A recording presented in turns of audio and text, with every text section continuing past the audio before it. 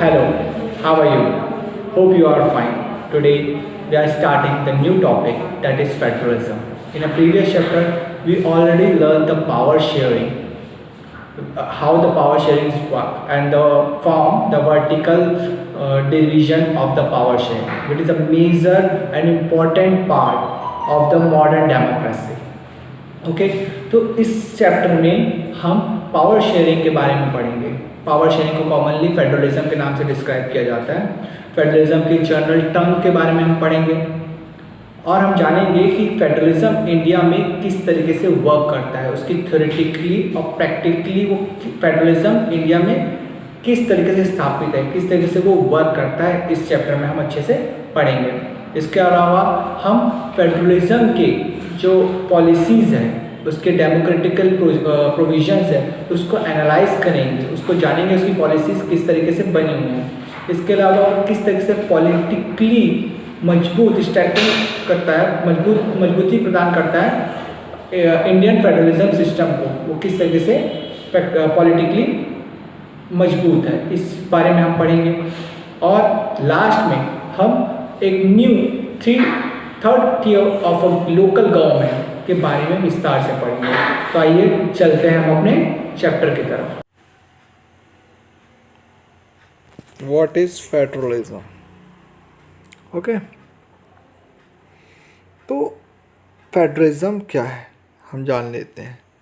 इसके समझने के लिए भी हम बेल्जियम और श्रीलंका, जो कि हमने अभी पिछले चैप्टर में के बारे में पढ़ा है, उनसे ही समझ लेते हैं कि बेल्जियम और श्रीलंका के एग्जाम्पल से हम फेडरलिज्म को समझने की कोशिश करेंगे।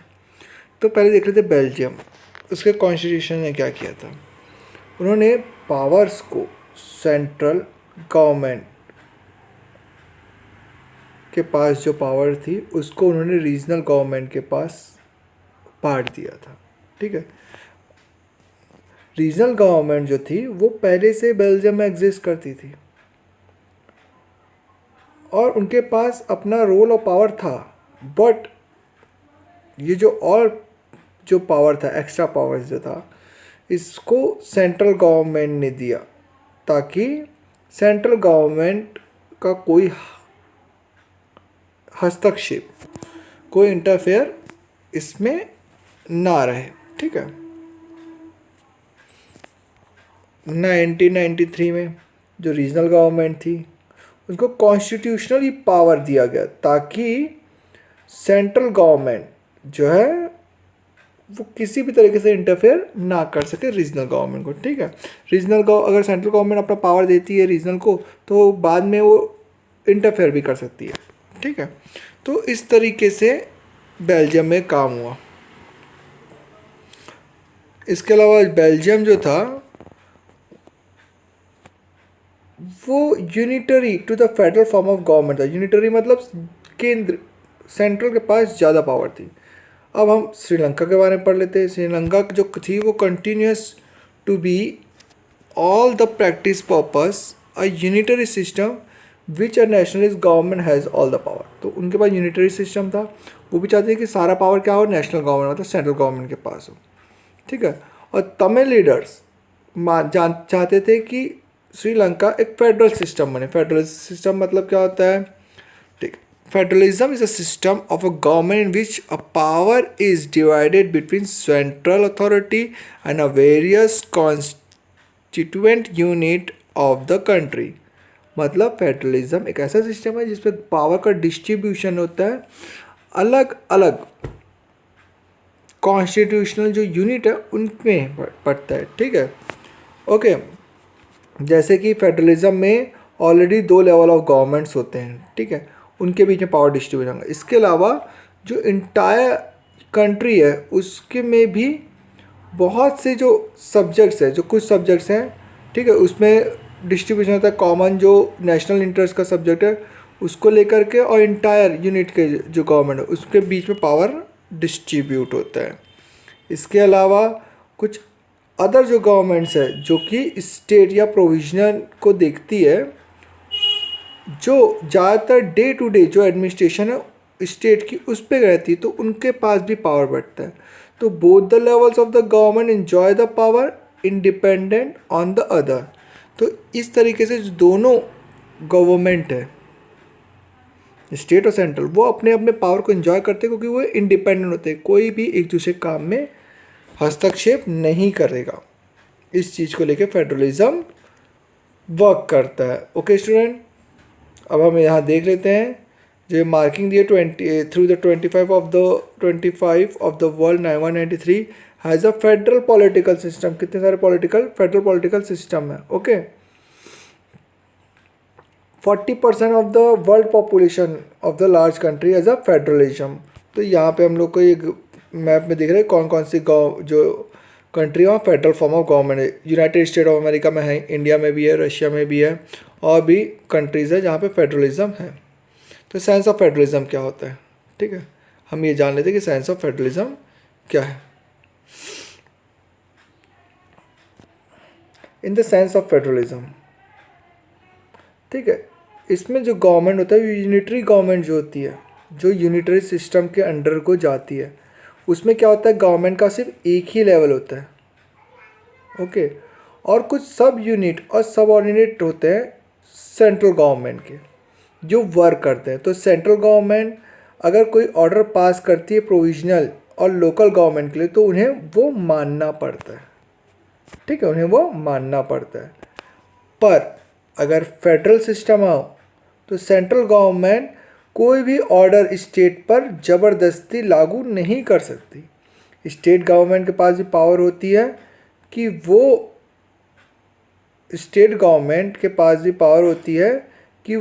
सेंट्रल गवर्नमेंट को आंसरेबल हो। सिर्फ उसके पास ये पावर होती है कि वो state government has a power of its own in which it is not answerable for the central government.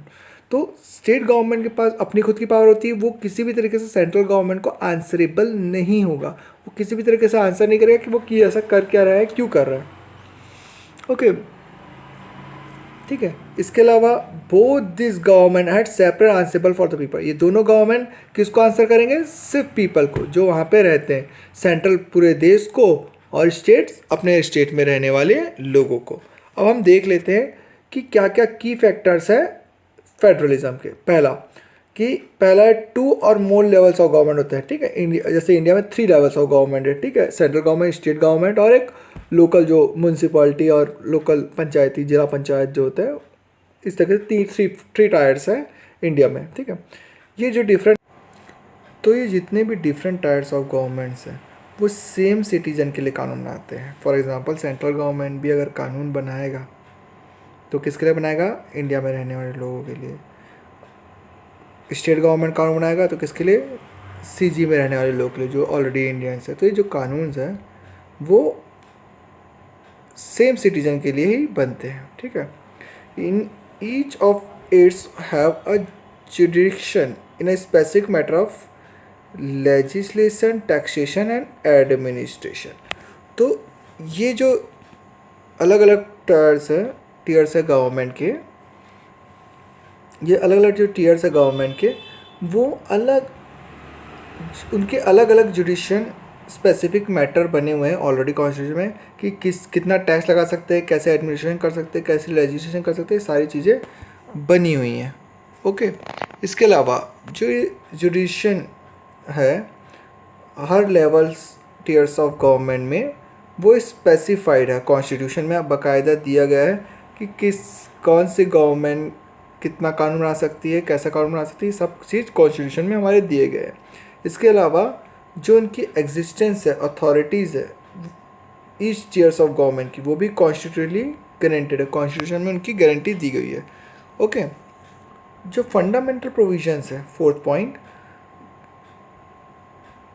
The constitution can not be unitarily change. तो जो फंडामेंटल प्रोविजन है कॉन्स्टिट्यूशन का, उसको कोई अकेली गवर्नमेंट चेंज नहीं कर सकती, ना तो स्टेट ना तो सेंट्रल गवर्नमेंट। इसके लिए चाहिए होता है कि सारे जो लेवल्स है गवर्नमेंट के वो मिल करके इस चेंजेस को करें, ठीक है। जो जितने भी लेवल्स होंगे बोथ द लेवल 3 लेवल जो भी गवर्नमेंट्स होंगे वो मिल करके चेंजेस को, फंडामेंटल प्रोविजन के चेंजेस को ला सकते हैं। कोर्ट के पास पावर होती है कि वो इंटरप्ट कर सके। अगर कॉन्स्टिट्यूशंस की जो पावर्स है जो डिफरेंट लेवल्स ऑफ गवर्नमेंट में बटी हुई है, तो जो हाई कोर्ट है वो एज ए एम्पायर एक्ट करता है अगर कोई डिस्प्यूट हो गया हो डिफरेंट लेवल ऑफ गवर्नमेंट में, ठीक है, और उनके बीच में वो सुलह कराते हैं, ठीक है। इसके अलावा जो सोर्स ऑफ रेवेन्यू है ईच लेवल ऑफ गवर्नमेंट का वो भी क्लियरली स्पेसिफाइड है फाइनेंशियल ऑटोनॉमी के तहत, ठीक है। जैसे हमने अभी जीएसटी लगा हुआ है तो CGST SGST करके दो बने हुए हैं, CGST सेंट्रल गवर्नमेंट की GST और SGST स्टेट गवर्नमेंट की। तो ये सारी चीज़ें ऑलरेडी दी गई है, ठीक है। सातवां, फेडरल सिस्टम जो है वो डुअल ऑब्जेक्ट्स का होता है, एक तो सेफ गार्ड करता है और दूसरा प्रमोट करता है यूनिटी ऑफ कंट्री को, while the same time accommodated region diversity, ठीक है, को भी वो बनाए रखता है। तो ये जो एक क्रूशल टू एस्पेक्ट इंस्टीट्यूशंस हैं इसकी प्रैक्टिस फेडरलिज्म के द्वारा की जा सकती है। जो गवर्नमेंट के डिफरेंट लेवल होते हैं और वो रूल्स शेयर करते हैं, पावर शेयर करते हैं, तो इस तरीके से गवर्नमेंट की यूनिटी, नेशन की यूनिटी दिखती है। जब ये ट्रस्ट करते हैं एक दूसरे पे और एक प्रॉपर एग्रीमेंट पे आते हैं तो ये जो आइडिया होता है इसी आइडिया को फेडरलिज्म कहते हैं। ये एक म्यूचुअल ट्रस्ट होता है, ये एक एग्रीमेंट होता है कि हम सब साथ रहेंगे। तो ये जो बैलेंस है पावर सेंट्रल गवर्नमेंट का और स्टेट गवर्नमेंट के बीच का, ठीक है, ये जो बैलेंस करता है इसको फेडरल गवर्नमेंट भी कहते हैं। ये बैलेंस डिपेंड करता है कि आपका हिस्ट्री कैसा है, मतलब इतिहास कैसा है, आप बांटने में यकीन रखते हैं कि नहीं, और आप फेडरल सिस्टम को फॉर्म कर सकते हैं कि नहीं। तो इस तरीके से हमने दो काइंड ऑफ रूट्स, दो तरीके के रूट्स हैं, तरीके हैं जो फेडरलिज्म फॉर्म कर सकते हैं, ठीक है। पहला हम इंडिपेंडेंट स्टेट जो है, जो पहला रूट है वो इंडिपेंडेंट स्टेट का है, जो साथ में आते हैं और एक बिगर यूनिट बनाते हैं, ठीक है। ये जो है पुलिंग करते हैं, एक दूसरे को बांध के रखते हैं, सबोर्डिनेटी, रिटेन करते हैं आइडेंटिटी को और इंक्रीज करते हैं नेशन सिक्योरिटी को। इस टाइप के फेडरलिज्म को कमिंग टुगेदर फेडरलिज्म कहा जाता है। इस तरह का फेडरलिज्म USA, स्विट्ज़रलैंड और ऑस्ट्रेलिया में। USA में भी आप देखते हो कि एक सेंट्रल गवर्नमेंट का अलग रहता है और स्टेट का अलग रहता है, तो इन लोग कमिंग टुगेदर, हम लोग ने अलग अलग स्टेट, इसी कारण कहा जाता है union state of America. Union state of America means अलग अलग स्टेट मिल करके अमेरिका बना है, ठीक है, जो एक साथ आए हैं एक प्रॉपर बाउंड में फेडरलिज्म के तहत और फेडरलाइजेशन के तहत ये एक दूसरे को पावर डिस्ट्रीब्यूट करते हैं। तो जो फर्स्ट कैटेगरी है फेडरलेशन की, इसके कॉन्स्टिट्यूएंट जो स्टेट के पास इक्वल पावर होता है और वो